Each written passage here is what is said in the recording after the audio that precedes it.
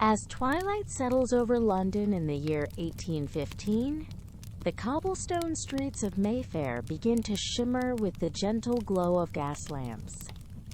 The air carries the soft fragrance of evening primrose, and the distant melody of violins drifting from grand townhouses. Tonight, like countless evenings before, the elite of Regency Society prepare for an evening of refined entertainment. Carriages adorned with family crests roll quietly through the streets, their passengers dressed in the finest silks and satins, ready to engage in the timeless dance of social interaction. Within the walls of these stately homes, an elaborate ritual unfolds. Ladies gather in their private chambers, surrounded by maids who carefully arrange elaborate coiffures, adorned with ribbons and pearls. Gentlemen don their finest evening wear, adjusting cravats with practiced precision. The preparation is itself an art form, each detail meticulously considered. A fan must complement a gown, a waistcoat must reflect one's status, and every accessory tells a story of refinement and breeding that speaks before a word is uttered. The evening's entertainment centers around carefully crafted invitations, each one a precious commodity in the intricate marketplace of social standing. These gilt-edged cards, written in flowing copperplate script, represent more than mere requests for attendance. They are keys to exclusive circles, opportunities for advantageous connections, and chances for young people to meet under the watchful eyes of society. The most coveted invitations bear the seals of the most distinguished families, promising evenings of unparalleled elegance and carefully orchestrated social interaction. The Pemberton townhouse stands as a beacon of Georgian elegance, its facade adorned with classical columns and wrought iron balconies. Tonight it hosts one of the season's most anticipated gatherings. Carriages arrive in a steady procession, their occupants stepping onto the torchlit entrance with practiced grace. Footmen in powder blue livery assist guests from their vehicles, while the soft strains of chamber music drift through the open doors. The very air seems to hum with anticipation as London's finest families converge for an evening of refined society. Stepping through the mahogany doors, guests find themselves in a magnificent entrance hall that epitomizes Regency grandeur. A sweeping staircase curves gracefully upward, its banister polished to a mirror shine. Crystal chandeliers cast dancing shadows across walls adorned with family portraits spanning generations. Fresh flowers from the estate's gardens fill Chinese porcelain vases, their sweet perfume mingling with the subtle scent of beeswax candles. Every detail has been carefully considered to create an atmosphere of warmth, sophistication, and timeless elegance that welcomes visitors into this world of refined society. The drawing room glows with the warm light of dozens of beeswax candles, arranged in silver candelabras throughout the space. Guests gather in small groups, their conversations flowing like gentle streams of wit and wisdom. Ladies flutter their painted silk fans while gentlemen bow with practiced courtesy. The art of conversation in Regency Society follows unspoken rules. Topics must be elevated yet entertaining, opinions expressed with delicacy, and every exchange must demonstrate both education and breeding. These social gatherings serve as theaters, where the drama of human connection unfolds with grace and subtlety. Fashion in the Regency era speaks a complex language that reveals social position, personal taste, and even romantic availability at a glance. Ladies wear empire waistgowns in soft pastels, their necklines modest yet elegant, their movements graceful within the constraints of propriety. Gentlemen sport dark evening coats with silk breeches, Their appearance, speaking of understated wealth and refined taste. Every detail, from the cut of a sleeve to the choice of jewelry, communicates volumes about the wearer's place in society and their adherence to the ever-changing codes of fashionable dress. From an alcove adorned with potted palms, a string quartet fills the room with the gentle melodies of Mozart and Haydn. The musicians, dressed in simple but elegant attire, play with practiced precision, their music providing a sophisticated backdrop to the evening's social interactions. The pieces they perform are carefully chosen to complement conversation rather than dominate it, creating an atmosphere of refined culture. The soft notes of violin, viola, and cello weave together like silk threads, binding the evening's various social exchanges into a harmonious tapestry of genteel entertainment and cultured refinement. Romance in Regency Society unfolds through a careful choreography of glances, gestures, and carefully chosen words. A gentleman's interest might be conveyed through the duration of his bow, while a lady's favor could be indicated by the angle of her fan or the warmth of her smile. These courtships are conducted under the watchful eyes of chaperones and family members, making every interaction precious and meaningful. The constraints of propriety do not diminish passion, but rather refine it, creating a delicate dance of attraction that values emotional connection alongside social compatibility. The tea service arrives with ceremonial precision, presented on silver trays by livery-clad servants who move with practiced silence. Fine bone china cups painted with delicate roses complement matching saucers, while sugar tongs and cream pitchers complete the elegant display. The ritual of tea service provides natural opportunities for social interaction, as guests gather around small tables, sharing both refreshment and conversation. The hostess presides over this ceremony with grace, ensuring each guest feels welcomed while maintaining the refined atmosphere that defines these gatherings. Even the simple act of stirring tea becomes an exercise in elegance. In quiet corners of the drawing room, intimate conversations unfold in hushed tones. Close friends share confidences behind painted fans, their heads bent together in conspiratorial whispers. These private exchanges are the lifeblood of social gatherings, where news travels, opinions form, and relationships deepen. The art of discretion is paramount, as the ability to keep and share confidences appropriately marks the difference between welcome company and social pariah. These whispered conversations create bonds of trust and intimacy that often prove more valuable than any formal alliance or public declaration. A young lady approaches the pianoforte with graceful confidence, her silk skirts rustling softly against the polished wood. Musical accomplishment represents one of the highest feminine achievements in Regency Society, demonstrating both education and refinement.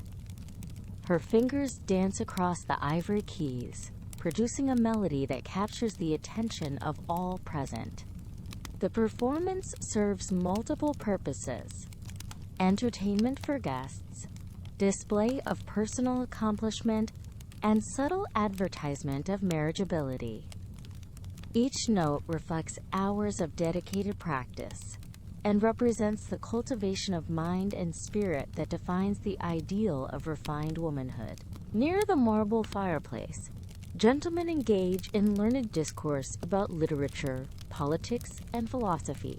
Their conversations demonstrate the breadth of education expected of refined society, touching upon classical authors, current political developments, and scientific discoveries.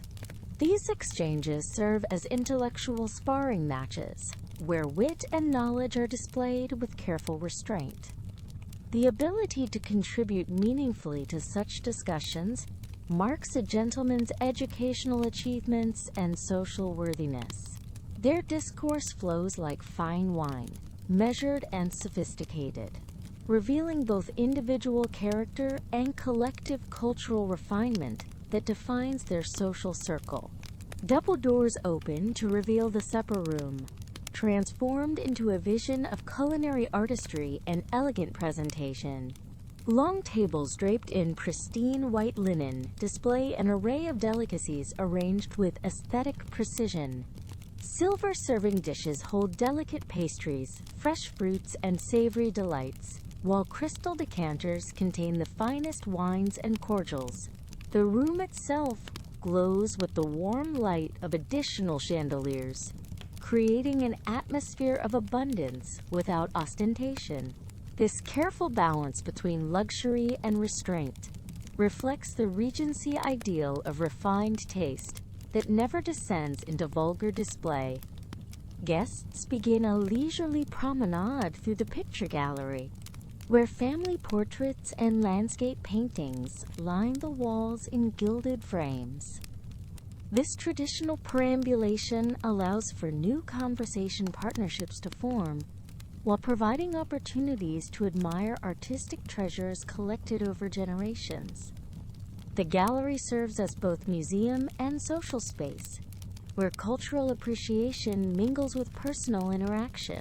Couples walk slowly, discussing the merits of various paintings, while chaperones maintain discreet observation.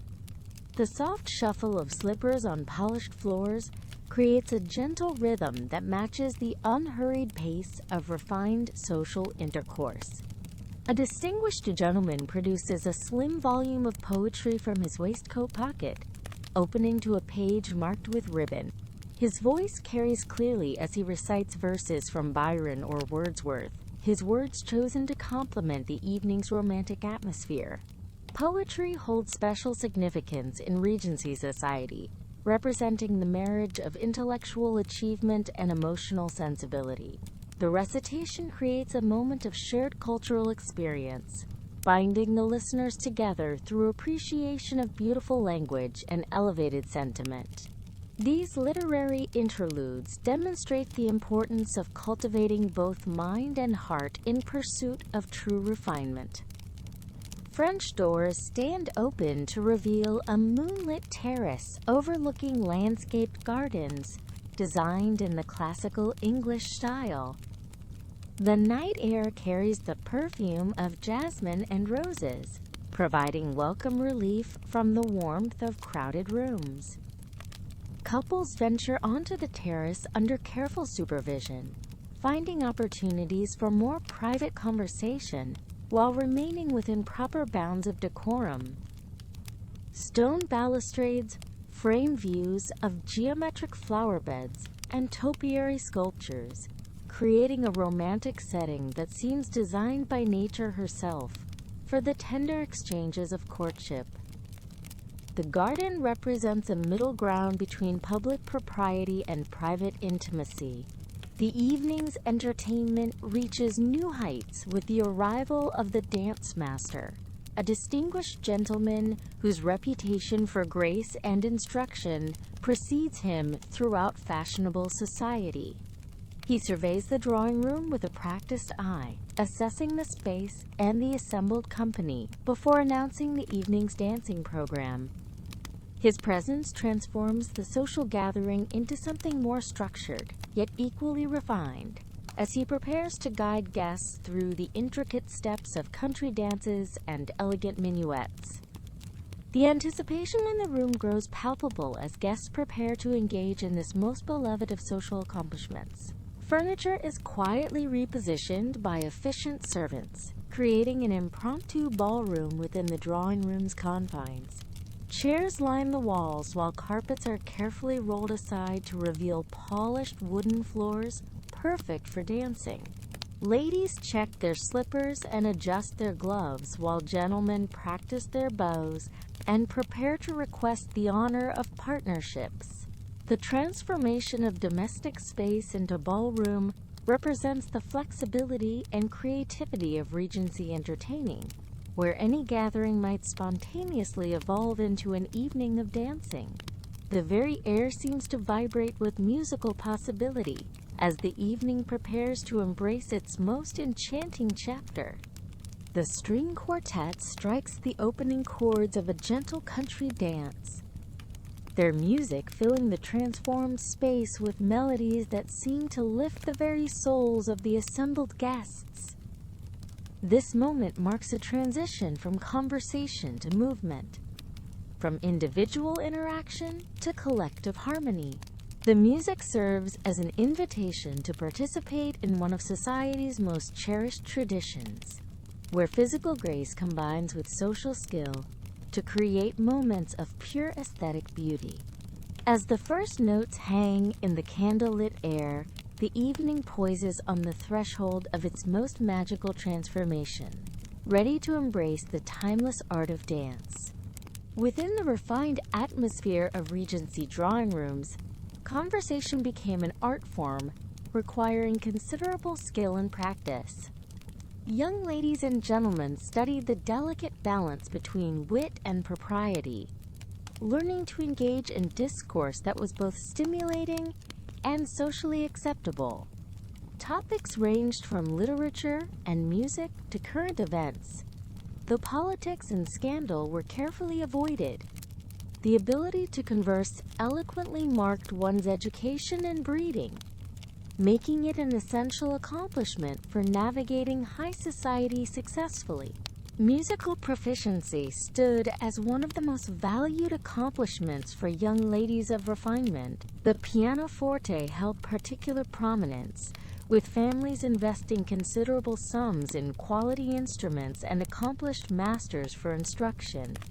An evening's entertainment often centered around musical performances, where ladies would demonstrate their skills on the harp, pianoforte, or through vocal recitals.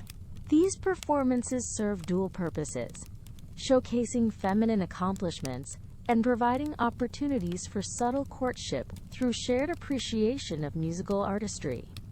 The carefully manicured gardens of great estates provided perfect settings for chaperoned courtship walks. These leisurely strolls along graveled paths offered couples opportunities for private conversation within socially acceptable boundaries. Garden design followed formal principles, with geometric flower beds, topiary hedges, and classical statuary creating romantic backdrops. Such walks allowed potential suitors to demonstrate their knowledge of horticulture, while ladies could display their appreciation for natural beauty, all under the watchful eyes of proper chaperones. The exchange of letters followed strict protocols that governed every aspect of correspondence between unmarried persons. Writing paper quality, ink selection, and penmanship all conveyed important social messages about the writer's status and education. Young ladies practiced elegant script for hours, as beautiful handwriting was considered essential feminine accomplishment. Letters between potential romantic partners required careful attention to tone and content, with even the smallest deviation from propriety potentially causing scandal or misunderstanding within their social circles. The afternoon tea ceremony represented one of society's most refined social rituals, requiring precise etiquette and graceful execution. Fine china, silver service, and delicate pastries created an atmosphere of elegance and sophistication.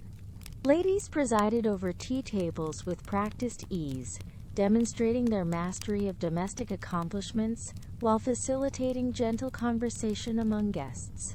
These intimate gatherings allowed for careful observation of potential matches, as families assessed compatibility through shared appreciation of refined customs and polite society. London's social season followed a carefully orchestrated calendar of events designed to facilitate introductions and courtship opportunities. From May through August, families participated in a whirlwind of balls, soirees, theater performances, and garden parties. Each event served specific social purposes, from the formal presentation of debutantes to the intimate dinner parties where deeper acquaintances could develop. This concentrated period of social activity determined romantic matches and business alliances that would shape families for generations to come. Every interaction between unmarried couples required careful supervision to maintain reputations and ensure propriety. Chaperones, typically older female relatives, accompanied young ladies to all social functions and monitored conversations with potential suitors. These guardians understood the delicate balance between allowing natural attraction to develop while preventing any breach of social conventions. Their presence provided protection for young ladies' reputations, while ensuring that courtship proceeded according to established customs and family expectations. Clothing choices communicated volumes about social status, family wealth, and personal character in Regency society. The empire waistline, delicate fabrics, and understated elegance defined feminine fashion, while gentlemen's attire emphasized impeccable tailoring and attention to detail. Morning dress differed significantly from evening wear, with specific garments appropriate for particular times and occasions. These sartorial rules ensured that first impressions accurately reflected one's position in society and adherence to accepted standards of taste and propriety. Well-appointed private libraries served as sanctuaries for intellectual pursuits and quiet courtship moments. These rooms, lined with leather-bound volumes and furnished with comfortable reading chairs, provided approved settings for couples to discuss literature and share intellectual interests. Reading aloud became a popular courtship activity, allowing potential partners to demonstrate education and sensibility. The selection of books reflected family values and educational priorities, making library conversations particularly revealing about character and compatibility. Extended visits to country estates provided opportunities for deeper acquaintance between families considering matrimonial alliances. These multi-day stays allowed observation of daily habits, morning routines, and informal interactions impossible during London's formal social season. House parties featured outdoor activities like archery and sketching, along with evening entertainments including amateur theatricals and card games. Such intimate settings revealed true character while maintaining appropriate supervision, making them crucial venues for serious courtship considerations. Floral arrangements and bouquet exchanges conveyed complex romantic messages through an elaborate symbolic language understood by society members. Red roses declared passionate love, while yellow varieties suggested friendship. Forget-me-nots promised remembrance, and violets indicated modesty and faithfulness. Young ladies studied these meanings carefully, as receiving inappropriate flowers could cause embarrassment or misunderstanding. Gentlemen consulted florists to ensure their botanical gifts communicated precisely intended sentiments without exceeding bounds of propriety or presuming unwelcome affection. Card games provided acceptable entertainment for mixed company, while offering opportunities for subtle flirtation and conversation. Whist, piquet, and other fashionable games required skill and strategy, allowing players to demonstrate intelligence and social grace. These evening activities created natural partnerships and encouraged gentle interaction between potential romantic interests. The stakes remained modest, as gambling for significant sums was considered inappropriate for ladies, though the competitive element added excitement to otherwise carefully regulated social encounters. The ritual of morning calls followed precise timing and etiquette rules that governed social relationships. Visits typically occurred between noon and 3 o'clock, lasting exactly 15 minutes for acquaintances, or up to half an hour for close friends. Calling cards left during visits communicated social intentions and maintained connections within society networks. These brief encounters allowed families to assess potential matches while demonstrating proper social accomplishments. The frequency and warmth of such visits often indicated developing romantic interest. Approved topics for courtship conversations required careful navigation between engaging discourse and proper restraint. Literature, music, and art provided safe subjects that allowed couples to share intellectual interests without venturing into inappropriate territory. Personal revelations remained minimal, with discussions focusing on accomplishments, family connections, and shared social experiences. These conversations, while seemingly superficial, revealed character through subtle cues and responses. Skilled conversationalists could communicate genuine interest and compatibility within society's strict conversational boundaries. Personal reputation formed the cornerstone of social existence, particularly for unmarried young ladies, whose futures depended entirely upon maintaining impeccable standing. Even minor infractions of social rules could result in gossip, social ostracism, and ruined marriage prospects. Families invested considerable effort in protecting and enhancing reputations through charitable works, cultural patronage, and careful association with respected members of society. Once damaged, reputation proved nearly impossible to restore, making every public appearance and social interaction a matter of utmost importance. Shared appreciation of romantic literature provided couples with acceptable means of expressing deeper feelings while maintaining social propriety. Popular poets like Byron and Wordsworth offered verses that could be quoted or discussed to convey romantic sentiment indirectly. Young ladies often kept poetry albums where friends and suitors could contribute favorite verses, creating personal collections of meaningful literary expressions. These books became treasured keepsakes, preserving the intellectual and emotional connections formed during courtship through the power of carefully chosen words. Country estates offered seasonal activities that provided natural settings for supervised courtship throughout the year. Spring brought flower-gathering expeditions and garden parties, while summer featured outdoor concerts and picnic excursions. Autumn hunting parties and winter skating events continued social interactions beyond London's formal season. These activities allowed couples to observe each other in various circumstances while enjoying the natural beauty of estate grounds.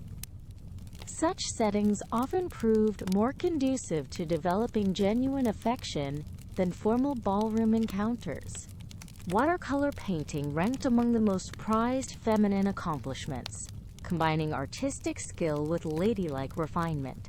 Young ladies spent hours perfecting their technique, creating delicate landscapes and botanical studies that demonstrated both talent and patience. Sketching expeditions provided acceptable reasons for outdoor excursions with potential suitors, who might assist by carrying supplies or suggesting picturesque subjects. These artistic pursuits allowed women to display creativity and sensibility while engaging in activities that naturally encouraged quiet conversation and shared aesthetic appreciation. As daylight faded, candlelight transformed drawing rooms into intimate spaces where deeper connections could develop within appropriate bounds. The soft illumination created romantic atmospheres perfect for quiet conversation, musical performances, and gentle courtship activities. Families gathered around pianofortes for evening entertainment, with candlelight reflecting off polished surfaces and creating warm, inviting environments. These peaceful evening hours allowed relationships to progress naturally, as the day's formal activities gave way to more relaxed interactions among family members and carefully selected guests. When courtship progressed to serious consideration, families began careful preparations for potential marriage proposals. Fathers investigated suitors, financial circumstances, family connections, and moral character through discreet inquiries among business associates and social contacts. Mothers observed developing attachments, offering guidance to ensure daughters understood the implications of potential matches. These behind-the-scenes negotiations determined whether courtships would advance to formal proposals, making family approval as crucial as mutual affection for successful romantic outcomes in Regency society. Regency conversation was itself an art form, governed by intricate rules of propriety and wit. Young ladies practiced the delicate balance of being engaging without appearing forward, intelligent without seeming blue-stocking. Gentlemen were expected to demonstrate both learning and levity, steering discussions through safe waters of literature, music, and current events, while avoiding the shoals of controversy. The ability to maintain pleasant discourse while revealing little of one's true thoughts was considered the height of social accomplishment. The boundaries of acceptable conversation topics were clearly delineated in Regency society. Poetry, particularly Byron and Scott, provided safe ground for intellectual discourse. The latest novels from circulating libraries offered gentle controversy, while botanical observations demonstrated proper feminine education. Gentlemen might discuss their grand tours or recent exhibitions at Somerset House. Politics, personal finances, and matters of the heart remained firmly off-limits, though skilled conversationalists could hint at deeper feelings through carefully chosen metaphors and literary allusions. The fan was far more than a cooling device. It served as a sophisticated communication tool in the hands of accomplished ladies. A fan held against the left cheek conveyed displeasure, while resting it on the right suggested encouragement. Drawing it across the forehead warned of watchful eyes, and fanning rapidly indicated desire for solitude. These subtle signals allowed young women to express emotions that propriety forbade them to voice directly, creating an intricate ballet of meaning beneath the surface of polite society. No Regency lady would appear in public without gloves, these silk or kid accessories serving both practical and symbolic purposes. Evening gloves extended well beyond the wrist, often reaching the elbow for formal occasions. The removal of a glove carried intimate significance. A bare hand offered for dancing or assistance suggested trust and growing familiarity. The quality of one's gloves immediately communicated social status, with the finest French kid leather reserved for the most important occasions and the wealthiest families. The afternoon tea ceremony provided structure to Regency social life, transforming simple refreshment into elaborate ritual. The finest porcelain services, often imported from China or crafted at English manufactories like Spode, graced mahogany tables. The lady of the house presided with ceremonial precision, dispensing not merely tea but social approval through the grace of her hospitality. Sugar tongs clicked delicately, spoons chimed against saucers, and conversation flowed as smoothly as the perfectly brewed bohea or hyson. Regency gardens served as extensions of the drawing room, carefully designed landscapes where courtship could unfold under the guise of horticultural appreciation. Serpentine paths encouraged intimate strolls, while strategically placed benches offered rest and conversation. Rose arbors provided romantic backdrops, and ornamental lakes reflected both sky and sentiment. These outdoor salons allowed for freedoms impossible within formal interiors, closer proximity, shared appreciation of beauty, and the intoxicating sense of being alone together while remaining entirely proper. Poetry held extraordinary sway over Regency hearts and minds, providing a socially acceptable outlet for passionate expression. Byron's romantic verses circulated in drawing rooms, while young ladies copied favorite stanzas into commonplace books. Gentlemen demonstrated sensitivity by quoting appropriate lines, and the sharing of a particularly moving poem could advance a courtship significantly. Poetry readings became intimate performances, where emotion could be safely channeled through the words of established masters, allowing feelings to be expressed without direct confession. Musical skill was considered essential for any well-bred young lady, the pianoforte serving as both entertainment and display of refinement. Evening gatherings often centered around musical performances, where accomplished misses could demonstrate their talents without appearing forward. The ability to play Mozart or Beethoven with sensitivity revealed both technical skill and emotional depth. Singing voice was equally prized, particularly the ability to perform popular ballads or Italian arias that could move listeners to tears through their beauty and sentiment. Correspondence was elevated to high art in Regency Society, where the ability to craft an elegant letter reflected both education and character. Writing desks were equipped with the finest implements: silver inkwells, steel-nibbed pens, and sealing wax in various colors. The choice of paper, the formation of letters, even the method of folding conveyed meaning. Love letters required particular skill, expressing deep feeling while maintaining propriety, often employing literary allusions and flowery metaphors to communicate what direct language could not.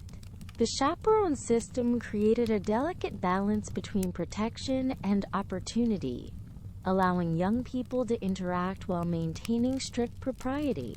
Experienced matrons, often aunts or older family friends, possessed the skill to provide supervision without intrusion.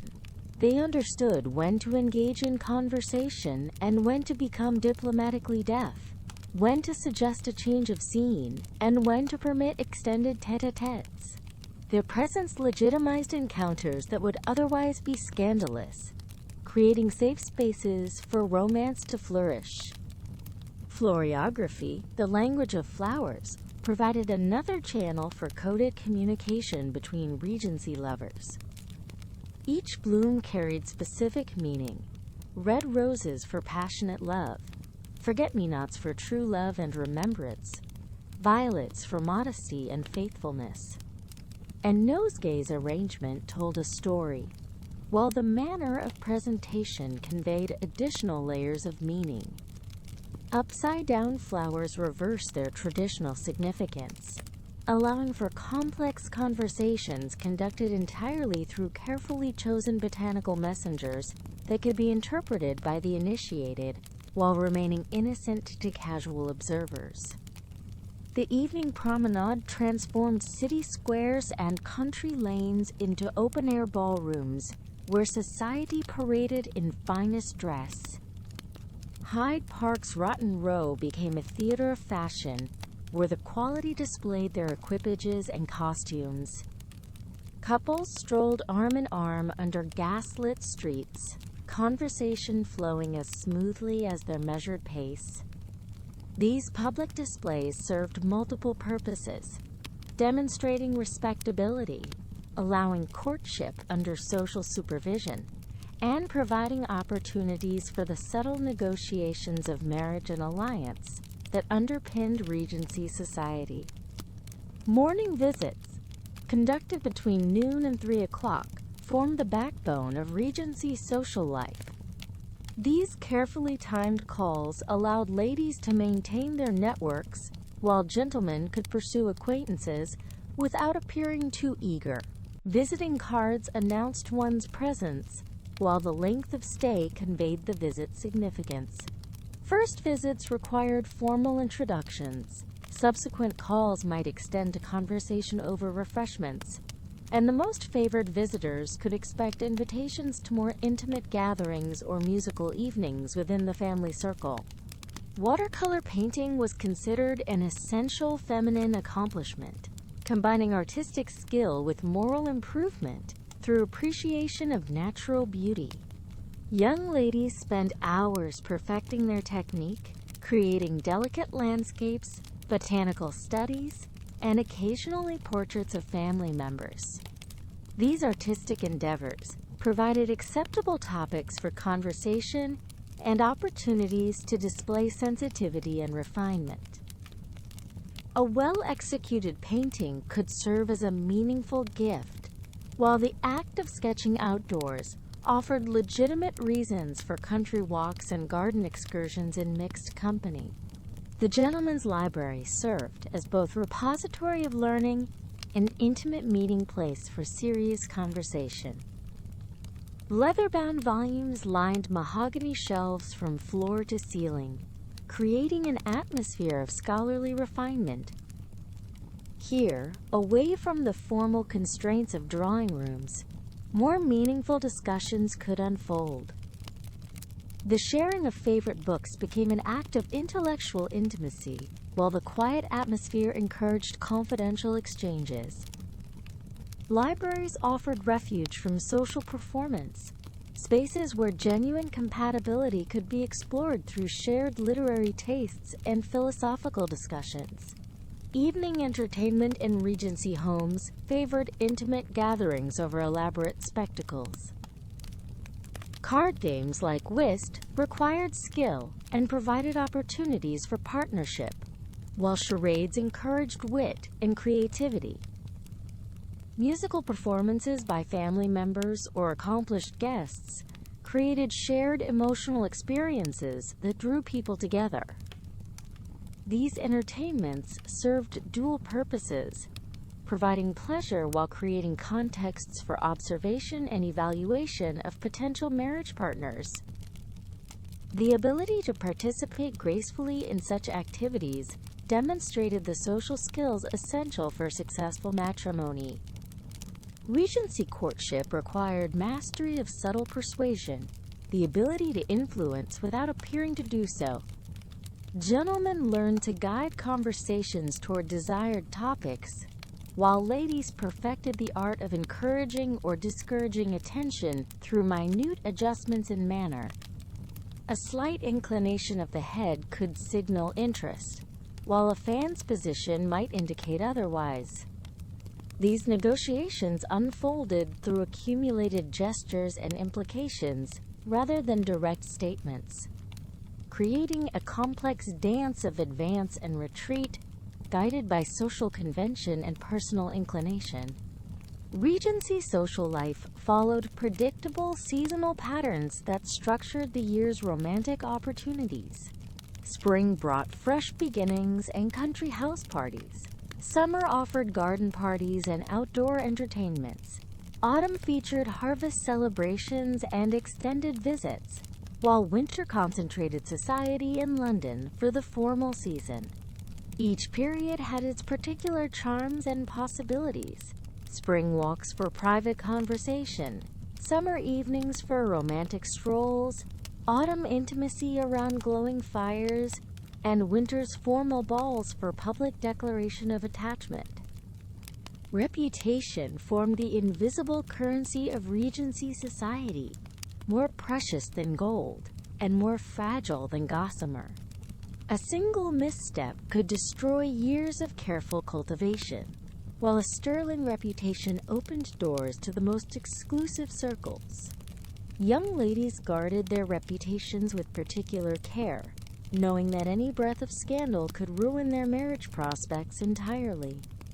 This constant awareness of social surveillance created an atmosphere of heightened sensitivity, where every gesture and word carried potential consequences for one's future happiness and social standing. As evening settled over Regency England, the day's social performances gave way to quiet reflection and private hope. In elegant drawing rooms, by flickering candlelight, hearts pondered the subtle interactions and meaningful glances of the day's encounters. The careful choreography of courtship created space for genuine emotion beneath its formal surface, allowing love to grow slowly and steadily, nurtured by shared glances, gentle conversations, and the gradual recognition of compatible souls. These twilight hours held the promise of tomorrow's possibilities. Among the most refined arts of Regency courtship was the subtle language of the fan. A lady might flutter her fan rapidly to express her interest, or close it decisively to signal rejection. Holding the fan against her left cheek conveyed her desire to make acquaintance, while covering the left ear with an open fan meant she wished to be rid of her current companion. These intricate signals allowed for communication across crowded ballrooms without breaching propriety. Music served as another avenue for romantic expression within acceptable social boundaries. A gentleman might request his favored lady's choice of melody from the musicians, while she could signal her reciprocal interest by suggesting his preferred piece. Young ladies often demonstrated their accomplishments at the pianoforte, their graceful performances serving as displays of refinement and education. These musical exchanges created intimate moments within the public sphere of the ballroom. When weather permitted, evening entertainments often extended into carefully manicured promenade gardens. These outdoor spaces, illuminated by lanterns strung between ancient trees, provided approved venues for chaperone strolls. The gentle rustle of silk against gravel paths mingled with distant strains of music drifting from the ballroom. Here, conversations could flow more freely, while maintaining the essential presence of watchful chaperones positioned strategically throughout the garden walks. The serving of refreshments followed precise timing and ceremony. Footmen in pristine livery circulated with silver trays bearing delicate glasses of orgeat, a sweet almond syrup diluted with water, and small portions of syllabub. These light refreshments were designed not to stain delicate fabrics or overwhelm the senses. The ritual of accepting refreshments provided natural opportunities for conversation between acquaintances, always conducted under the watchful eyes of society matrons. Perhaps no skill was more crucial to Regency romance than the mastery of meaningful glances. A lady's eyes might linger just a moment longer than propriety strictly allowed, conveying volumes without uttering a word. Gentlemen learned to interpret the subtle difference between a glance of polite acknowledgement and one charged with deeper interest. These fleeting exchanges, conducted across drawing rooms and during chance encounters, formed the foundation of many lasting attachments. The rhythm of Regency courtship followed the predictable patterns of the social season. Spring brought the excitement of London society's return from winter estates, while summer offered country house parties and garden entertainments. Autumn gatherings often held particular romance as the harvest season inspired themes of abundance and partnership.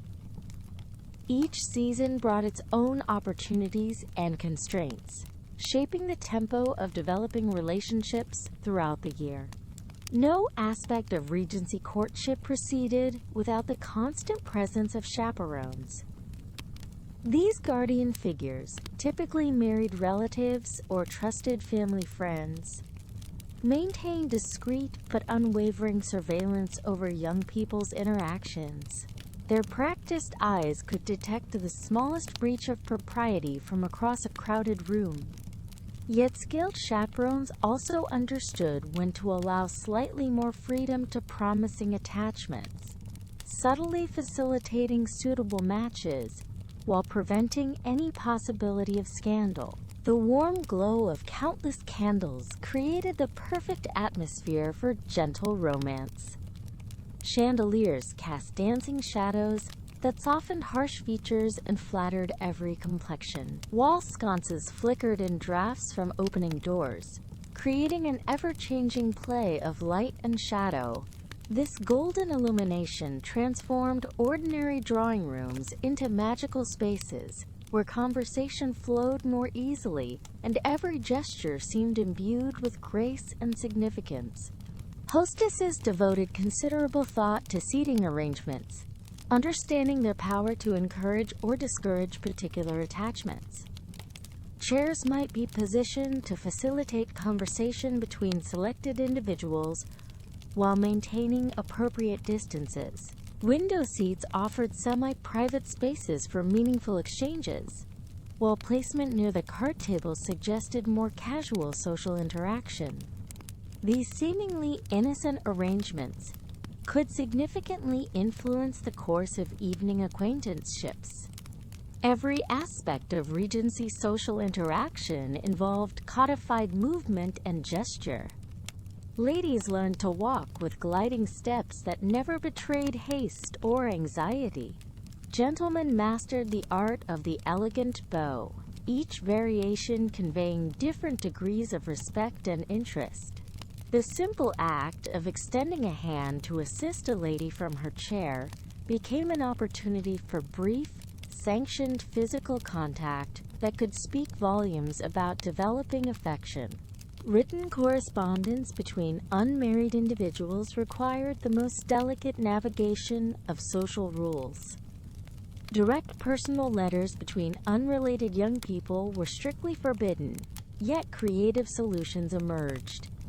Messages might be conveyed through mutual friends or family members, while poetry books could be shared with meaningful passages marked discreetly. These indirect communications allowed for the expression of deeper feelings while maintaining the essential appearance of propriety. A lady's accomplishments served as both entertainment and courtship display. Watercolor painting, French conversation, and musical performance were expected skills that demonstrated refinement and education. These talents provided natural opportunities for gentlemen to express admiration and for ladies to showcase their suitability as wives. The exhibition of accomplishments followed careful protocols, with performances neither too bold nor too modest, striking the perfect balance between confidence and humility.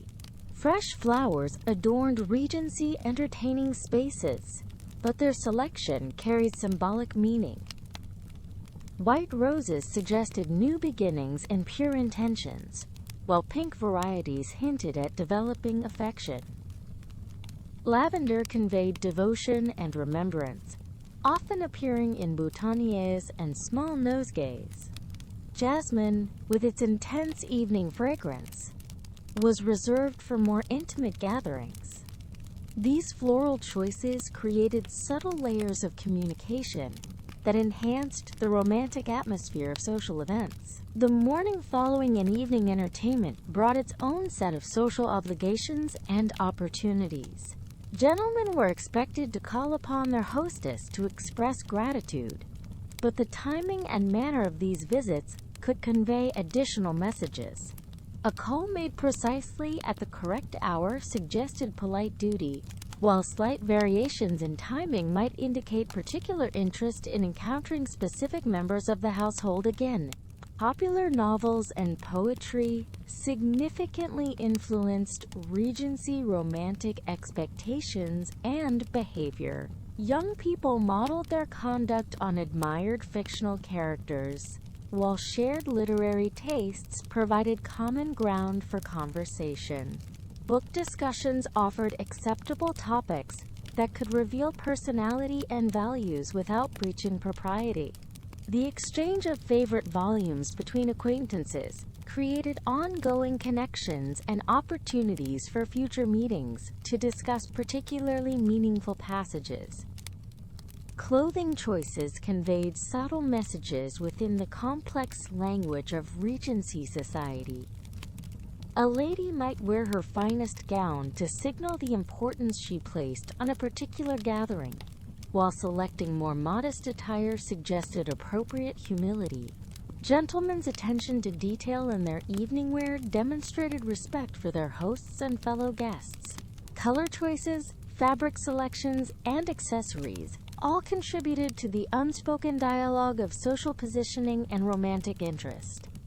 Regency homes were designed to facilitate proper social interaction through their architectural features.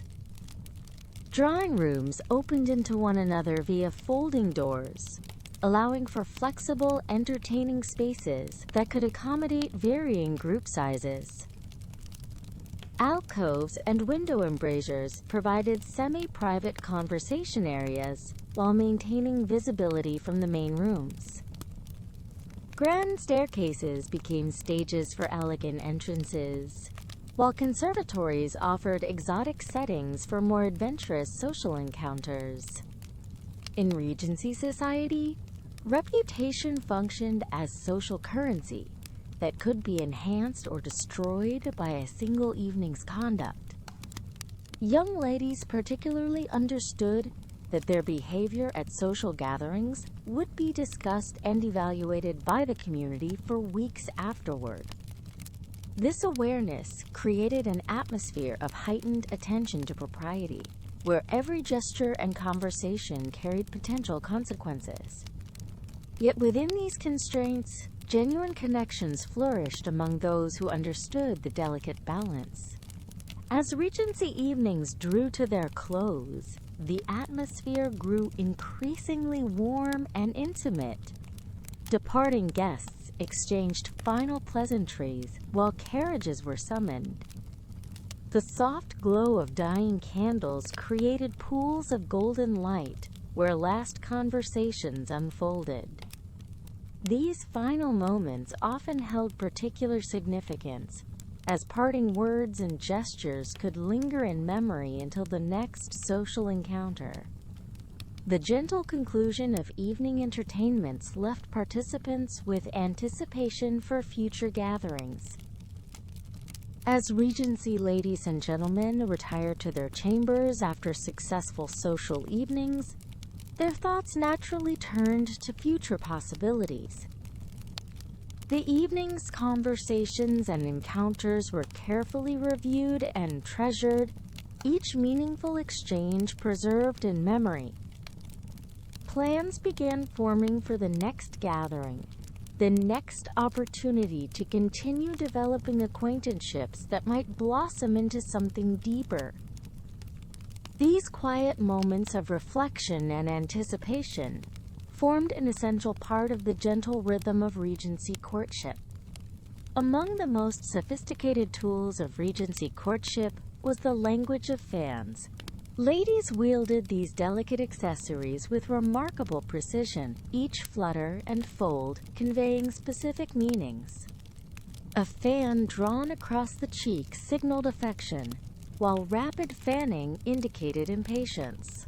Holding the fan closed against the heart declared love, and presenting it handle first invited conversation.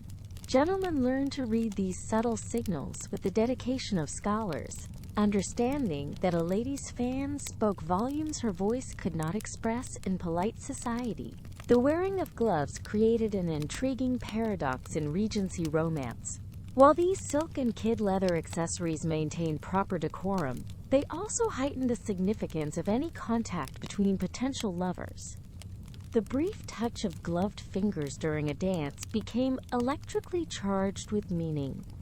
Gentlemen treasured the rare moments when helping a lady from her carriage, when glove met glove. The eventual removal of gloves for intimate activities like eating represented a subtle yet profound intimacy in this carefully regulated world. Regency courtship elevated conversation to an art form requiring wit, intelligence, and careful restraint. Topics ranged from literature and music to travel and current events, but always avoided anything too personal or controversial. Gentlemen demonstrated their education through references to classical works, while ladies showcased their accomplishments through discussions of poetry and philosophy. The ability to maintain engaging dialogue while observing strict social boundaries marked the difference between successful and failed courtships. Words became weapons of charm wielded with surgical precision. The pianoforte served as both showcase and testing ground for Regency courtship. Young ladies spent countless hours perfecting their musical skills, knowing that an accomplished performance could captivate potential suitors. Evening entertainments frequently featured musical displays, where gentlemen gathered around the instrument, listening with rapt attention. The choice of piece mattered enormously. A melancholy air might suggest depth of feeling, while a lively country dance demonstrated vivacity. These performances created intimate moments within public settings, allowing emotions to be expressed through melody rather than words. Regency courtship required navigating an impossibly narrow path between propriety and passion. Too little interest appeared cold and discouraging, while excessive enthusiasm branded one as improper or desperate. Ladies learned to lower their eyes at precisely the right moment, while gentlemen mastered the art of meaningful glances across crowded rooms. Every gesture carried weight. A smile held too long, a laugh deemed too hearty, or standing too close during conversation could spell social disaster. Success demanded perfect calibration of every interaction. The Regency social calendar created natural rhythms for courtship, with each season offering distinct opportunities and challenges. Spring brought fresh possibilities as families returned to London for the season. Summer provided country house parties, where extended proximity allowed deeper acquaintance. Autumn hunting seasons offered gentlemen chances to display their prowess, while winter's intimate indoor gatherings fostered closer connections. Successful courtships often spanned multiple seasons, allowing relationships to deepen gradually within the structured framework of society's expectations and natural cycles. No aspect of Regency courtship escaped the vigilant attention of chaperones, typically older female relatives, whose presence ensured propriety. These guardians possessed remarkable skills in observation, noting every glance, gesture, and whispered comment between potential lovers. They positioned themselves strategically at social events, close enough to intervene if necessary, yet distant enough to permit conversation. The most skilled chaperones understood when to be strictly attentive and when to become diplomatically distracted, allowing romance to flourish within acceptable bounds while maintaining their charges, reputations. Written correspondence occupied a central role in Regency romance, allowing deeper expression than public meetings permitted. Gentlemen labored over carefully crafted letters, each word chosen for maximum impact while maintaining proper decorum. Ladies treasured these missives, often reading them repeatedly and analyzing every phrase for hidden meaning. The physical act of writing, the choice of paper, the quality of handwriting, even the selection of sealing wax, conveyed additional messages about the sender's character and intentions. These letters became precious tokens of developing affection. Private gardens provided some of the few opportunities for Regency couples to converse away from crowded drawing rooms. These carefully designed landscapes offered winding paths where couples could walk together, albeit still under distant supervision. The natural beauty of flowers and fountains created romantic atmospheres that enhanced courtship conversations. Gentlemen often used botanical knowledge to impress ladies, discussing various plants and their meanings. These garden encounters allowed for slightly more relaxed interactions, while maintaining the essential appearance of propriety that society demanded. In Regency society, reputation functioned as a form of currency that could make or break romantic prospects. A single misstep, Being seen alone with a gentleman, dancing more than twice with the same partner, or displaying excessive emotion in public could devastate a young lady's marriageability. Gentlemen, while granted more freedom, still risked social censure for inappropriate behavior. Successful courtships required both parties to zealously guard their reputations while gradually building intimate connections. The pressure to maintain perfect public images added intensity to every romantic interaction. Despite rigid social constraints, clever Regency couples found ways to create brief moments of privacy within public settings. A strategic positioning behind a marble column during a ball, a lingering conversation in a bookshop, or a supposedly accidental encounter during morning rides in Hyde Park allowed for more personal exchanges. These stolen moments became precious gems in the courtship process, offering glimpses of genuine personality beneath polished social facades. The rarity and risk involved in such encounters only heightened their romantic significance. Securing family approval represented one of the most crucial aspects of Regency courtship. Gentlemen seeking to court young ladies first approached their fathers or male guardians, presenting their credentials and intentions. These negotiations involve detailed discussions of financial prospects, family connections, and social standing. Ladies had varying degrees of influence in these decisions, depending on their family's progressive nature and their own strength of character.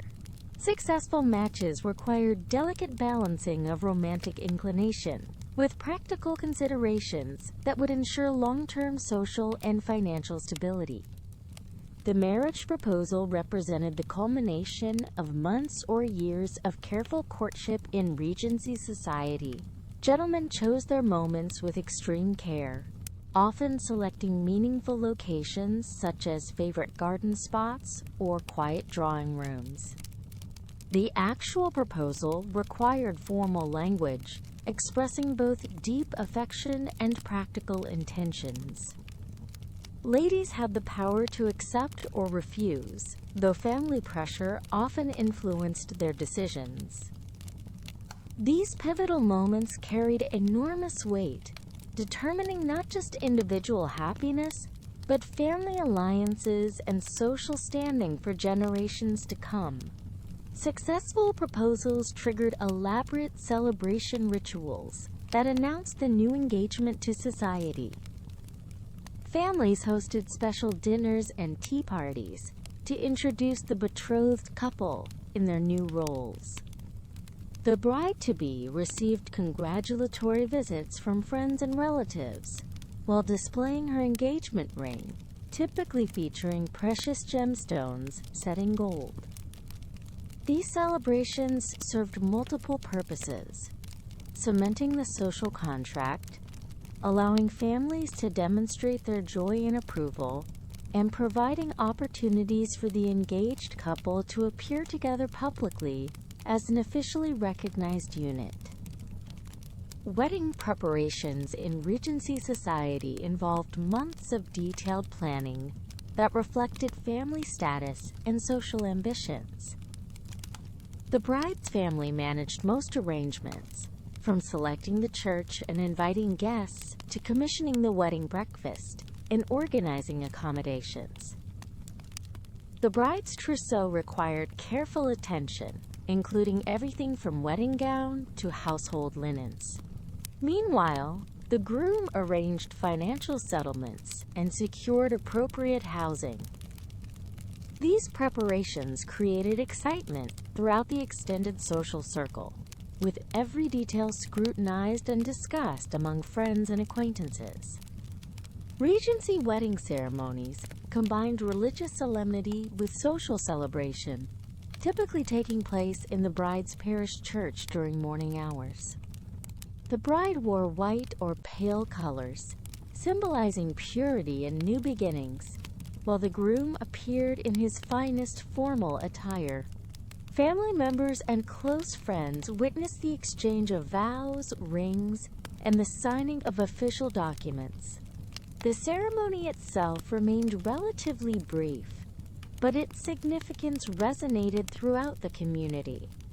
Church bells announced the union to the surrounding neighborhood, marking the transition from courtship to marriage.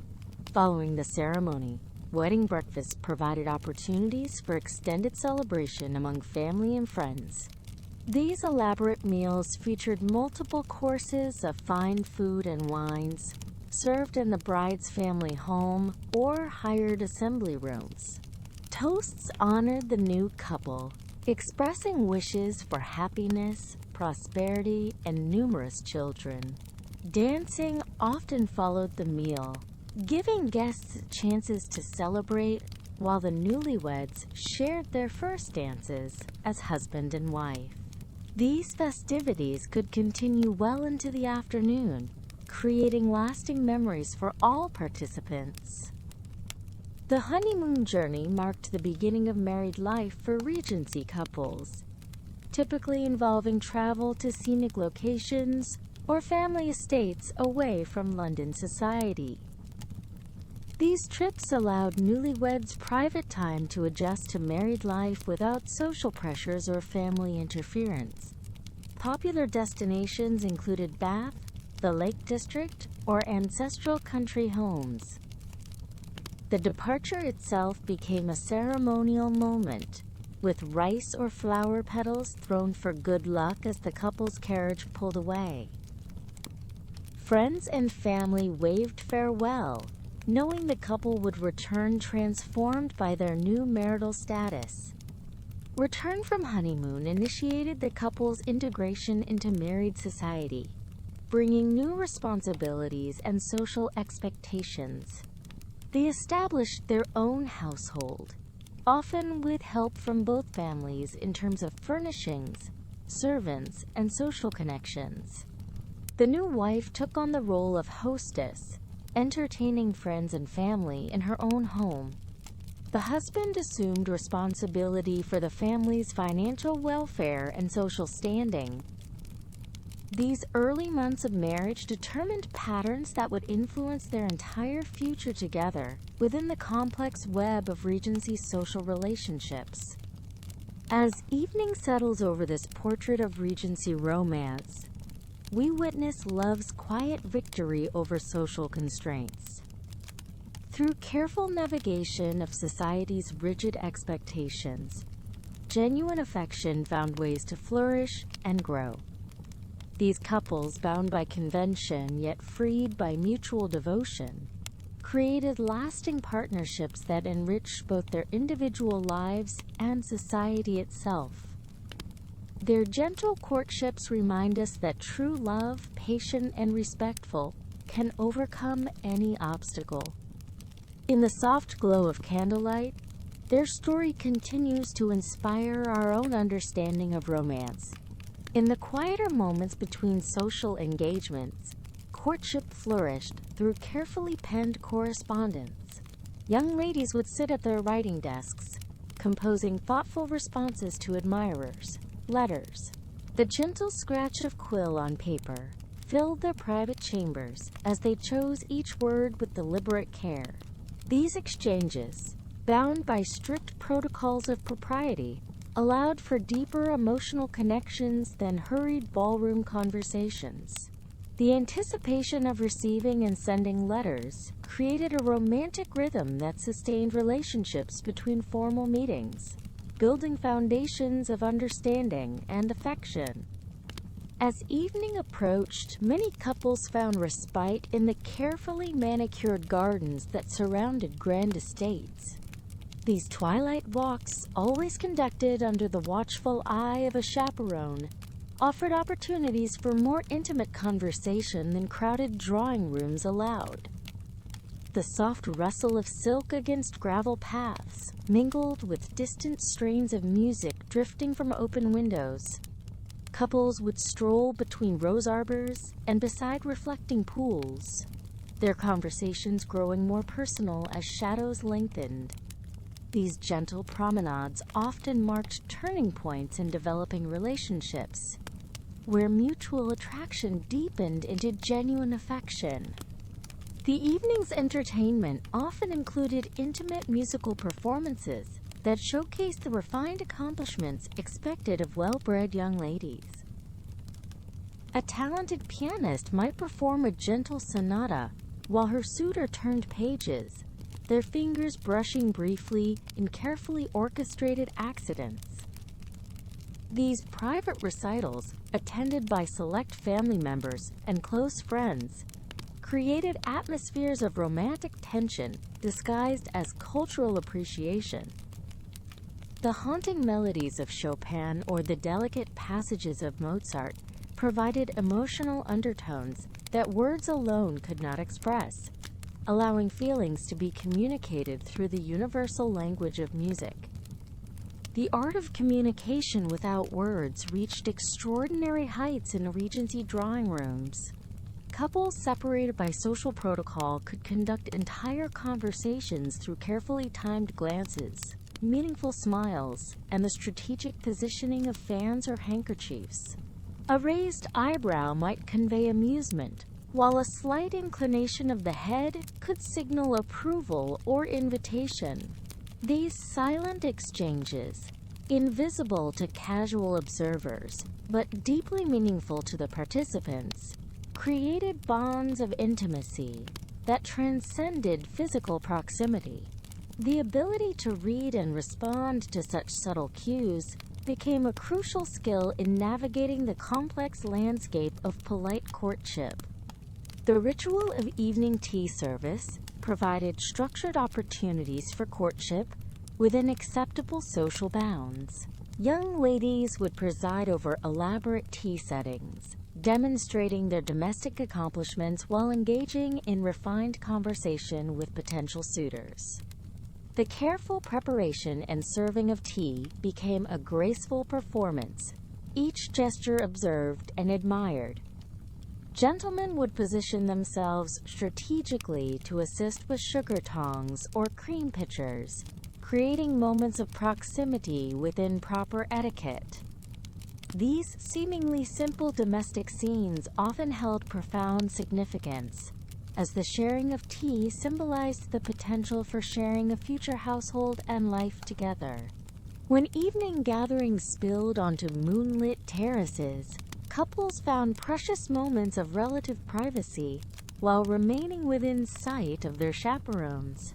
The soft glow of lanterns, combined with natural moonlight, created an atmosphere of romance that even the strictest propriety could not entirely suppress.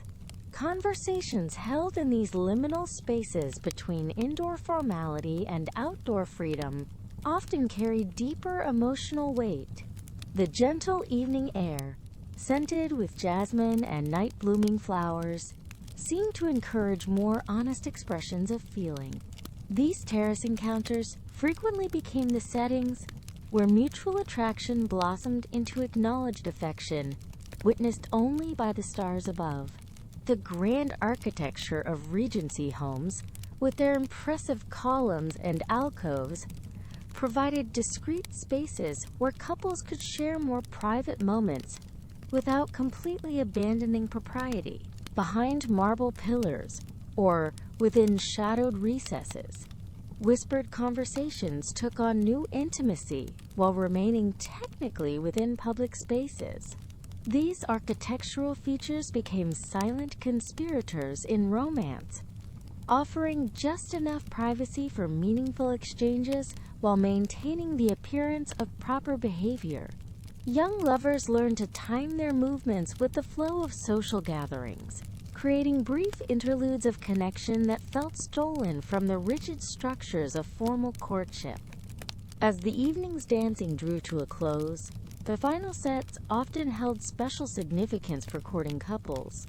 These last dances, performed when social energy had mellowed into gentle contentment, allowed for more relaxed interaction between partners.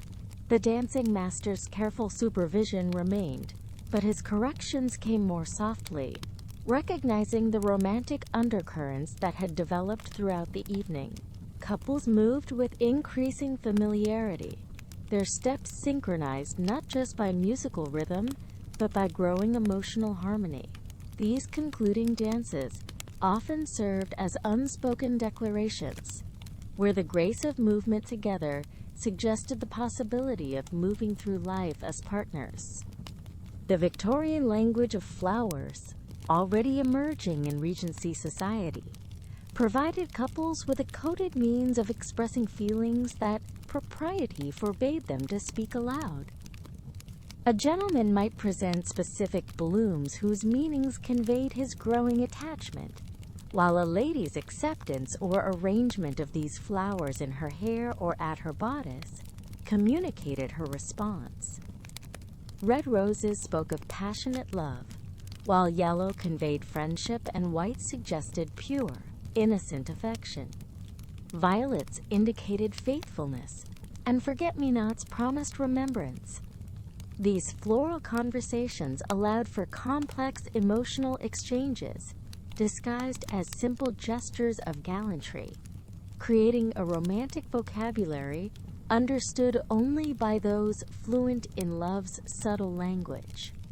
The portrait galleries found in every grand home provided natural settings for intimate conversations about family, heritage, and future aspirations.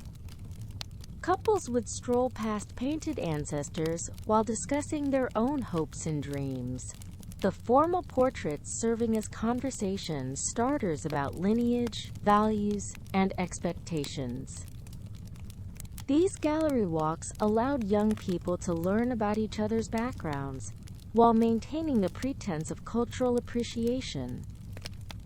The painted eyes of previous generations seemed to observe and approve as new love stories unfolded beneath their watchful gazes. These conversations often revealed compatibility beyond mere attraction, exploring the deeper foundations necessary for successful marriage alliances. Well-stocked libraries became centers of intellectual courtship, where young people bonded over shared literary interests. The exchange of book recommendations provided ongoing connections between social encounters, as couples could discuss characters and themes during subsequent meetings. Gothic novels and romantic poetry offered particular opportunities for emotional discussion, while more serious works demonstrated intellectual compatibility.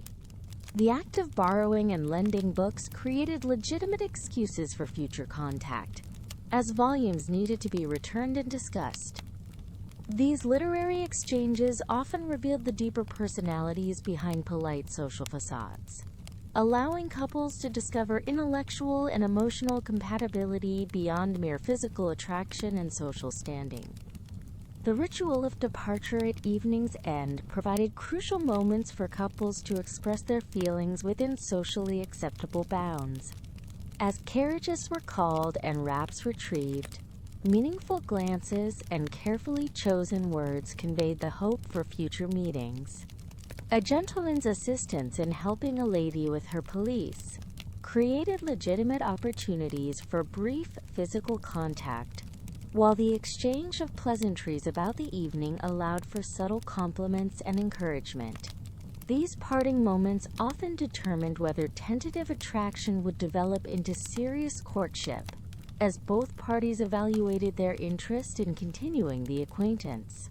The careful orchestration of these goodbyes required delicate balance between expressing interest and maintaining propriety.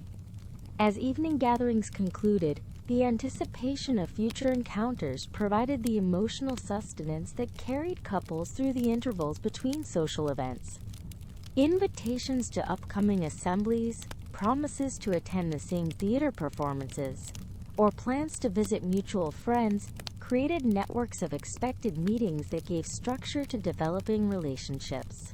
These future appointments, discussed with apparent casualness but remembered with precision, became the framework upon which courtship progressed.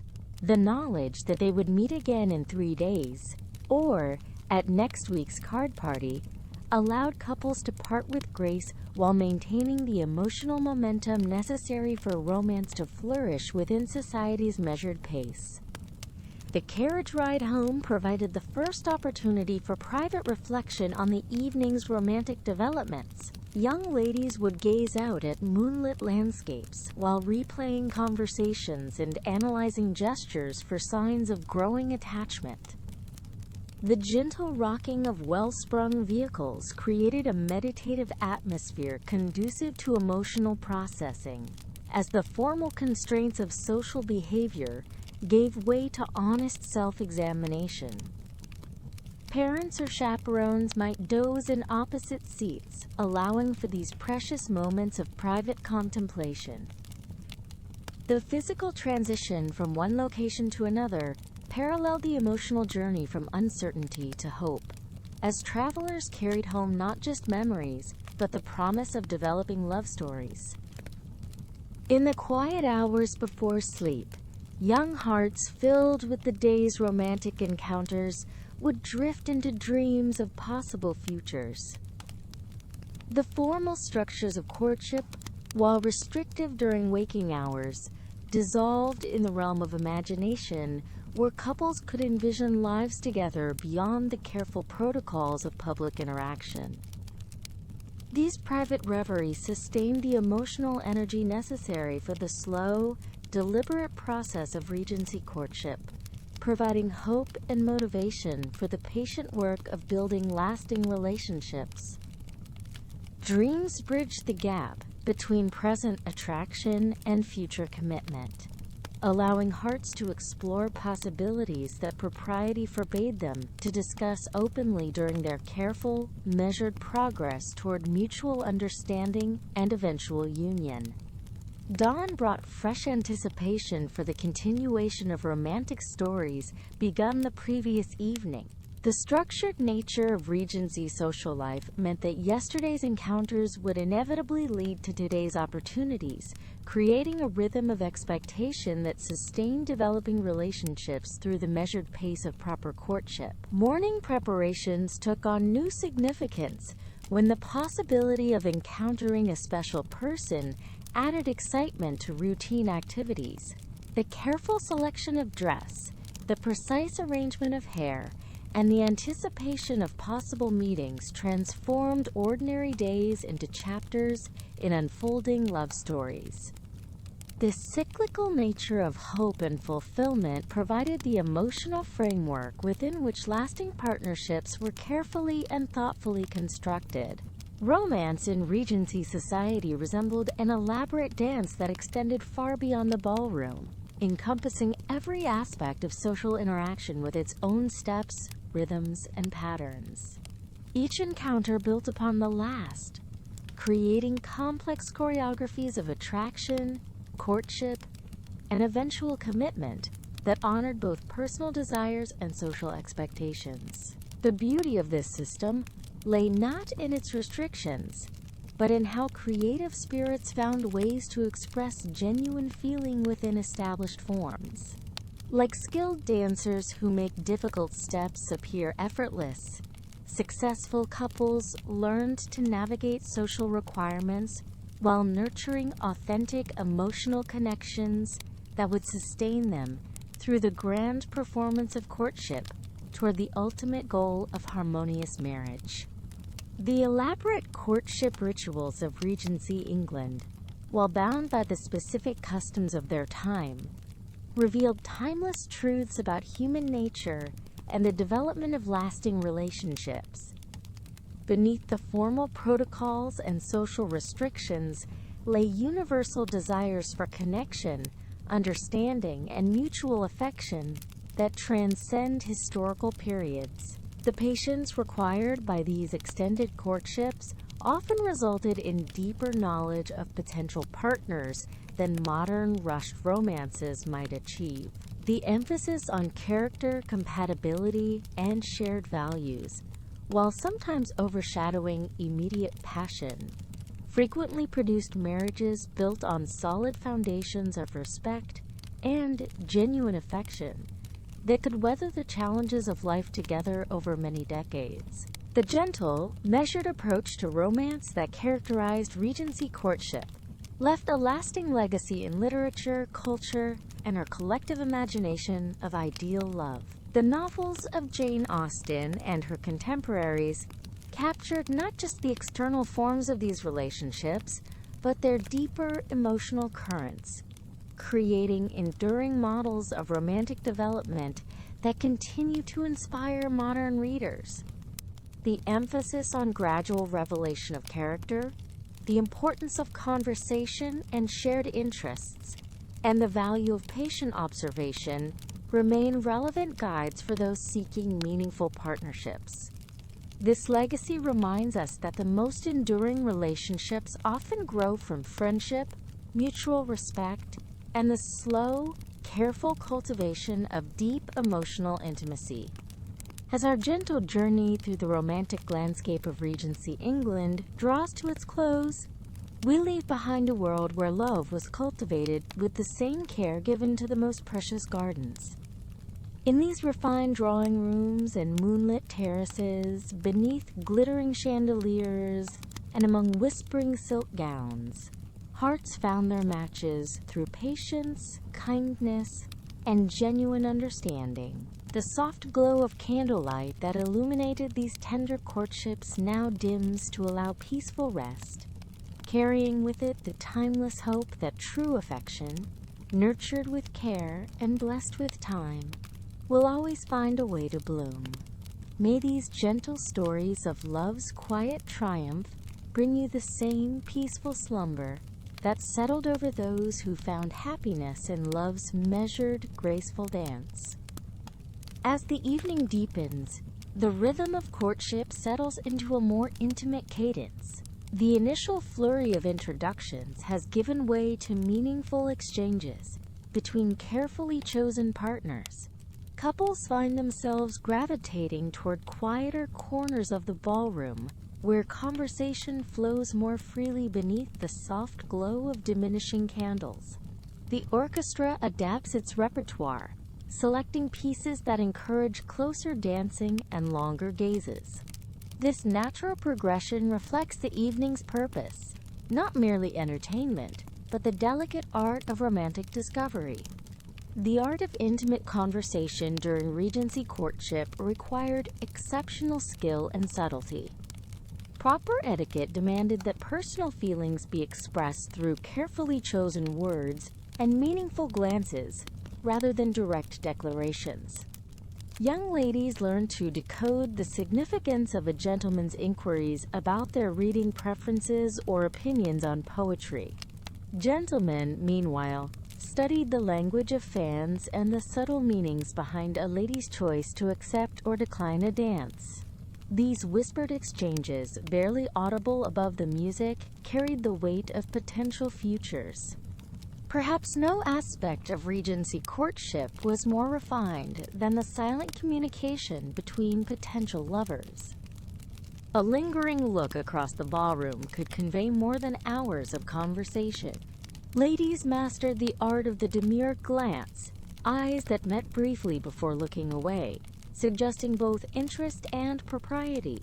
Gentlemen learned to read these subtle signals, understanding when a smile reached the eyes or when a slight tilt of the head indicated encouragement. This wordless dialogue created an atmosphere of romantic tension that permeated the entire evening. Throughout these delicate romantic exchanges, the ever-present chaperones maintained their watchful vigil. Positioned strategically around the ballroom, these guardians of propriety ensured that courtship proceeded within acceptable bounds. Experienced matrons could read the signs of budding attachment from across a crowded room, noting which couples lingered too long in conversation, or whose glances grew too frequent. Their presence provided both protection and constraint, creating a framework within which romance could flourish while maintaining the strict social standards that governed Regency society. As the evening reaches its midpoint, the call for supper provides a welcome respite from dancing. This interval offers couples an opportunity for more extended conversation over delicate refreshments. Tables adorned with fine china and crystal create intimate settings where courtship can progress through the sharing of syllabub and ratafia cakes. The supper hour allows for the kind of sustained dialogue that reveals character and compatibility. Gentlemen demonstrate their attentiveness by selecting choice morsels for their companions, while ladies show their refinement through graceful table manners. The tall windows of the ballroom frame a perfect autumn moon, its silver light mingling with the golden glow of countless candles. This celestial presence adds an element of romance that the evening's architects could never have planned but always hoped for.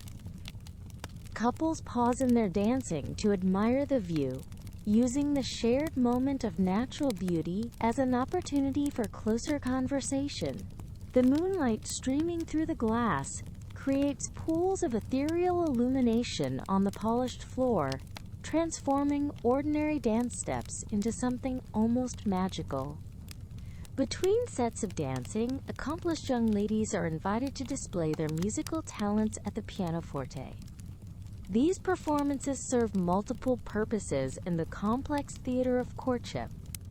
A lady's skill at the keyboard demonstrates her education and refinement, while her choice of pieces reveals something of her character and sensibilities. Gentlemen gather around the instrument, ostensibly to appreciate the music but truly to observe the performer. The intimate setting of these musical interludes often proves more conducive to romantic connection than the formal structure of the dance floor.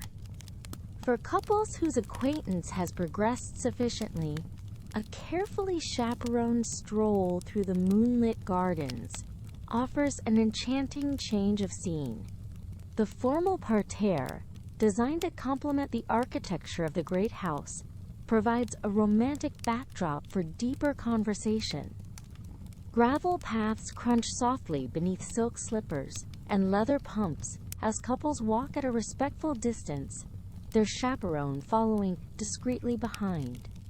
The cool night air provides welcome relief from the warmth of the ballroom, while the privacy of the garden setting allows for more personal revelations. Within the constraints of Regency propriety, the offering and receiving of compliments required considerable finesse. A gentleman might praise a lady's musical performance or comment favorably on her choice of literature, carefully avoiding any reference to physical attributes that might be deemed improper.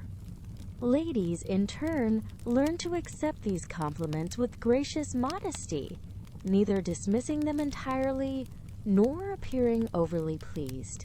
The exchange of well-crafted compliments served as a form of verbal courtship, each carefully chosen word contributing to the growing understanding between potential partners. As the evening progresses, the candlelight seems to work a subtle magic on the assembled company. The soft, flickering illumination casts everyone in their most flattering light, while creating an atmosphere of intimacy that encourages confidences. Conversations grow more personal as couples discover shared interests and compatible viewpoints. The warm glow of the candles reflects in jewelry and silk, creating a dreamlike quality that makes even ordinary exchanges seem touched with romance. This carefully orchestrated lighting serves the practical purpose of courtship by making every interaction appear more enchanting than it might in harsh daylight. Though direct correspondence between unmarried young people requires careful oversight, the exchange of small tokens and carefully worded notes begins to play a role in developing courtships. A gentleman might leave a book of poetry with a meaningful passage marked, or a lady might allow a pressed flower from her bouquet to fall where her admirer might retrieve it. These subtle exchanges require the utmost discretion and often the complicity of trusted servants or sympathetic friends. Such tokens serve as tangible reminders of growing affection, carefully preserved and treasured as relationships deepen. As the evening draws toward its close, the orchestra strikes up one final country dance. giving couples a last opportunity to display their compatibility through synchronized movement. This concluding dance often features the most accomplished pairs, those whose steps flow together with an ease that suggests deeper harmony.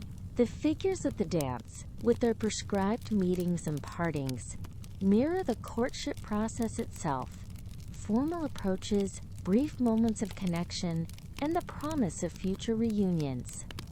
Partners who have spent the evening learning each other's rhythms now move with an almost telepathic understanding. In these final hours of the ball, the conversations between couples who have formed attachments take on a different quality. While direct proposals would be premature and improper, the careful exchange of future hopes and intentions begins to occur. A gentleman might mention his plans to call upon the lady's family, while she might indicate her willingness to receive such attention. These delicate negotiations regarding future courtship require the utmost tact, as both parties must express interest without appearing too eager or forward, according to the strict social codes of their time. Throughout the evening, watchful mothers have been taking careful note of their daughters' interactions and the quality of attention they receive. These experienced women can read the signs of successful courtship with practiced eyes, noting which gentlemen linger longest in conversation and which couples seem most naturally suited. Their observations will inform important decisions about future invitations and social opportunities.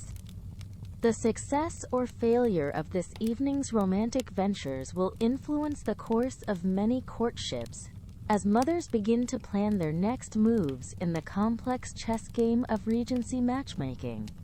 As candles burn lower in their holders, casting longer shadows across the ballroom, the atmosphere becomes even more intimate and romantic. The reduced lighting necessitates closer conversation, as couples must lean nearer to each other to be heard above the music. This natural progression toward greater intimacy serves the purposes of courtship well, allowing relationships that began with formal introductions to develop into something more personal and meaningful. The dying light seems to strip away some of the evening's formality, revealing the genuine connections that have formed beneath the elaborate social rituals. As the evening nears its conclusion, the business of arranging future meetings begins in earnest. Families exchange subtle invitations for morning calls and afternoon visits, while young people carefully negotiate the possibility of future encounters.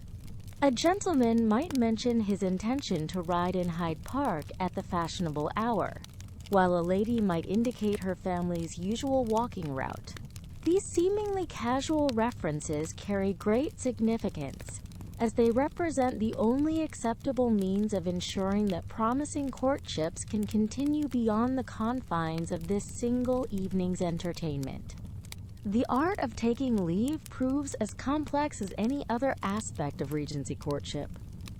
Couples who have formed attachments must bid farewell with appropriate restraint, their true feelings hidden beneath the veneer of polite social convention.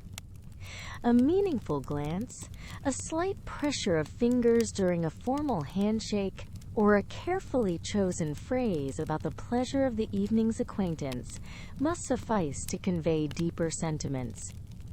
These restrained farewells often carry more emotional weight than passionate declarations would in less regulated societies, their very constraint lending them greater intensity.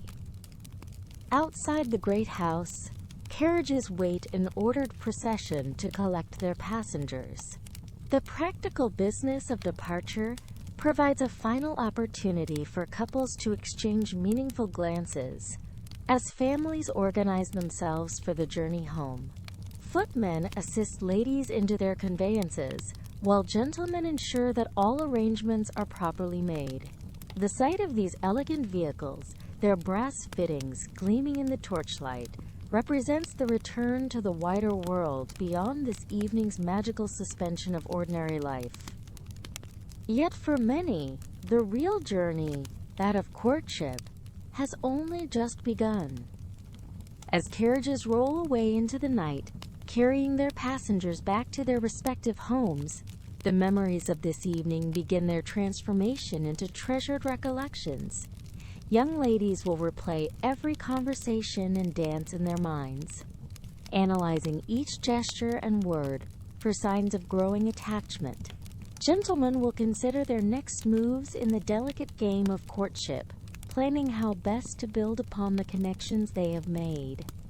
For some, this evening marks the beginning of relationships that will define their entire futures, while others must wait for another opportunity to find their perfect match. As the last carriages disappear into the darkness and the great house settles into quiet repose, the first faint hints of dawn begin to touch the eastern horizon. This gentle transition from night to day mirrors the transformation that has occurred within the hearts of many guests.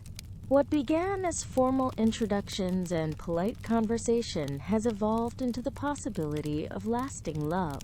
The coming day will bring new opportunities for those whose courtships have begun.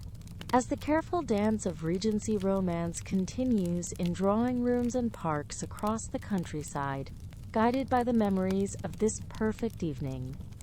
As the first pale hints of dawn begin to touch the horizon, our Regency evening draws to its natural close. The ballroom, once alive with music and movement, now settles into peaceful silence. Servants move quietly through the grand rooms, extinguishing the final candles with practiced care. The marble floors still hold the memory of countless dance steps, while the chandeliers catch the last flickers of dying flames.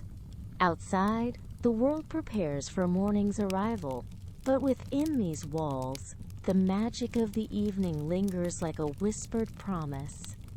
In the garden pavilion, our courtship reaches its tender conclusion. Hands touch briefly, fingers intertwining for one precious moment before propriety demands separation. Words of affection, spoken in whispers softer than the morning breeze, carry promises of tomorrow's meetings. The gentleman bows deeply, his eyes never leaving her face, while she curtsies with elegant grace.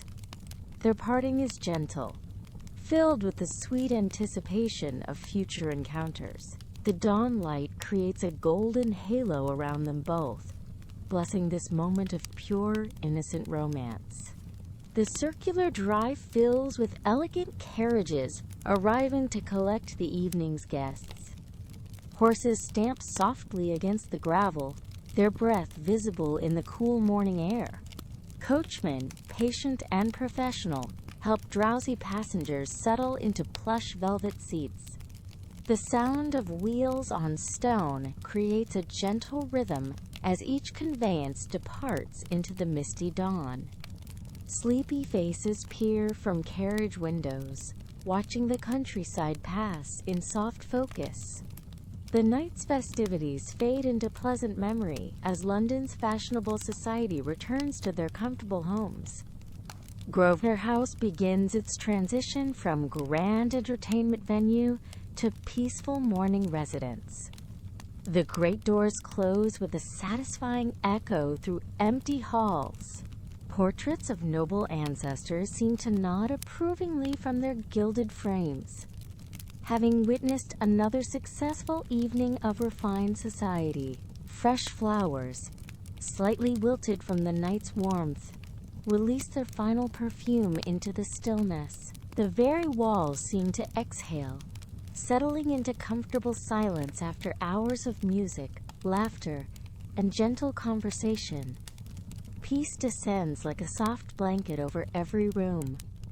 Below stairs, the kitchen staff begins preparing morning refreshments with quiet efficiency. Steam rises gently from silver teapots, while delicate china cups await their first service of the day. Fresh bread, warm from the ovens, fills the air with comforting aromas.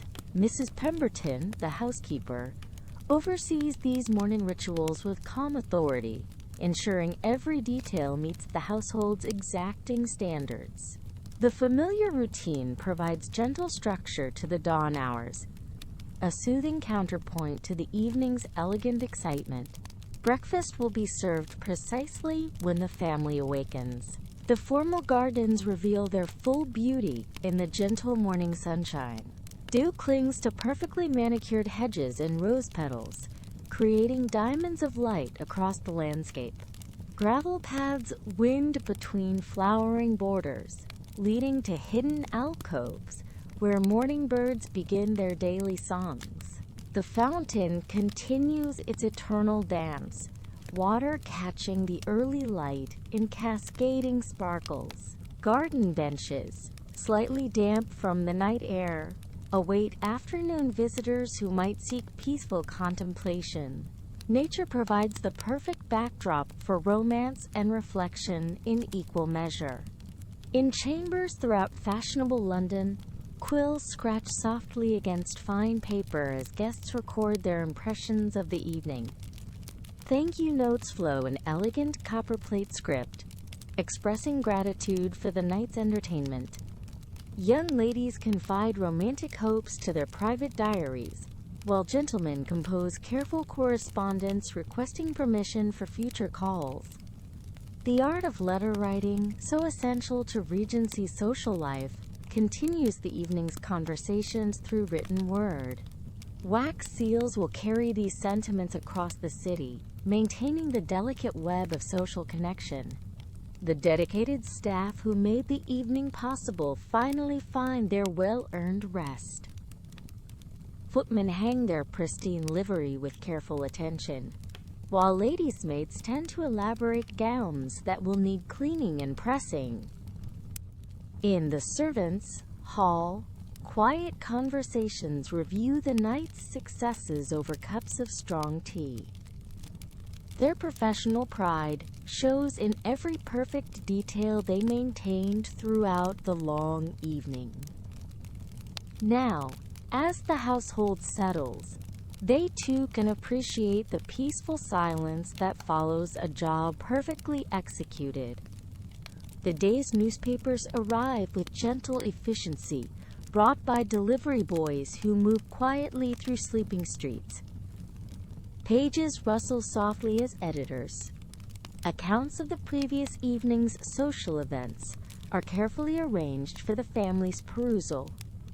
Society columns will immortalize the night's successes, recording who attended, what was worn, and which couples showed particular attention to each other.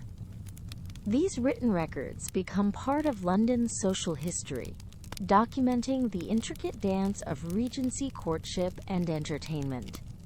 The evening's magic finds new life in printed word. In bedchambers across Mayfair, guests settle into comfortable sleep after their evening of refined entertainment. Silk curtains filter the morning light to gentle dimness, while down pillows cradle tired heads. Dreams will carry echoes of waltz music and whispered conversations, replaying the night's most precious moments. Ladies, jewelry rests safely in velvet-lined cases, while gentlemen's evening clothes await their valets. Careful attention. Sleep comes easily after such perfect entertainment, bringing restorative rest and pleasant dreams of romance and social triumph. As London awakens to a new day, the previous evening exists now in memory and anticipation. Young hearts replay every glance, every touch of hands during the country dance, every word spoken in garden alcoves. Parents consider advantageous matches observed during the festivities, while chaperones mentally note which couples seemed particularly compatible.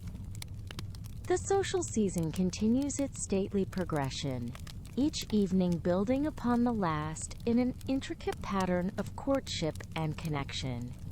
Today's quiet hours prepare for tomorrow's renewed social activity. Fresh invitations will soon arrive, continuing the endless round of Regency social obligations. Card parties, morning visits, promenades in Hyde Park, and evening entertainments weave together the fabric of fashionable society. Each event offers new opportunities for courtship to flourish under the watchful eyes of proper chaperones. The dance of romance continues its measured steps, following rules established by generations of gentle breeding.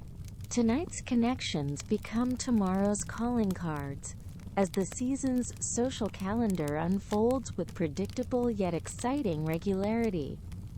The evening's events will become treasured family stories, passed down through generations of noble houses. Daughters will hear tales of their mothers, courtship, while sons learn the proper conduct expected of gentlemen. Portrait artists will be commissioned to capture the beauty of successful matches, preserving faces and fashions for posterity. These memories, both personal and recorded, form the continuous narrative of English society. Tonight's romance may well become tomorrow's family legend, celebrated in drawing rooms for decades to come. London's social season stretches ahead, filled with unlimited possibility for romance and connection. Each evening, entertainment builds upon previous successes, creating a crescendo of social activity that will culminate in the year's most celebrated matches. Young ladies perfect their accomplishments, while gentlemen consider their prospects, all participating in the ancient dance of courtship. The promise of love hangs in the air like morning mist, beautiful and ephemeral yet somehow eternal. Every gathering offers hope that destiny might reveal itself in a single glance. Our gentle journey through Regency romance reaches its natural conclusion as the morning sun climbs higher in the sky. The evening we witnessed represents thousands of such gatherings, each one contributing to the grand tapestry of English social history. Love stories began tonight will unfold over months of careful courtship, following rules that honor both passion and propriety. The ballroom now stands empty, but it has fulfilled its purpose perfectly, providing the elegant stage where hearts might meet and futures be decided. The traditions we have observed tonight continue to inspire our modern understanding of romance and courtship. The gentle respect between partners, the importance of family approval, the slow building of genuine affection, these values transcend their historical period.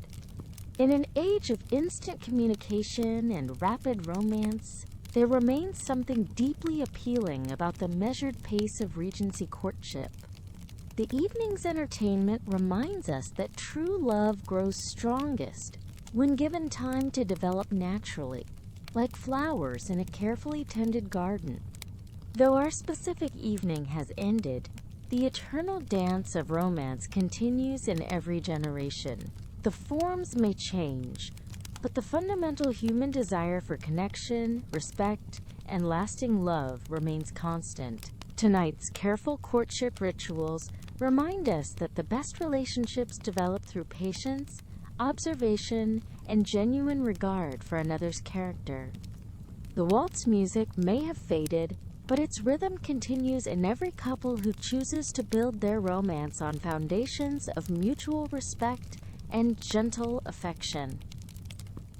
As our documentary draws to its peaceful close, we leave you with the gentle rhythms of Regency life.